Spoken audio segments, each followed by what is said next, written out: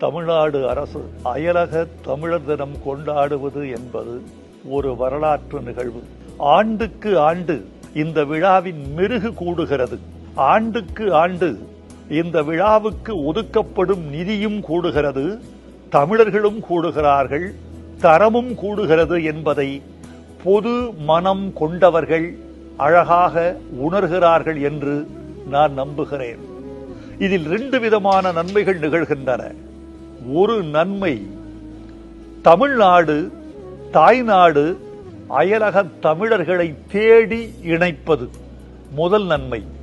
அயலக தமிழர்கள் தமிழ்நாடு தேடி வந்து தங்கள் கிராமங்களை அடையாளம் காண்பது, அடையாளம் கண்ட பிறகு தங்கள் பிறந்த மண்ணுக்கு, தொப்புள்குடி மண்ணுக்கு தங்களால் ஆன பணிகளை, தொண்டுகளை செய்வதற்கு அந்த கிராமத்தை தத்தெடுப்பது. ஒரு கல்லில் 2 மாங்காய் என்று சொல்வார்கள். இது ஒரு கல்லில் பல மாங்கனிகள் அடிக்கிற உத்தியை தமிழ்நாடு அரசு கையாண்டு வெற்றி பெறுகிறது என்று நான் நினைப்பேன். தமிழர்கள் உலகமெங்கும் விரிந்து கிடக்கிறார்கள்.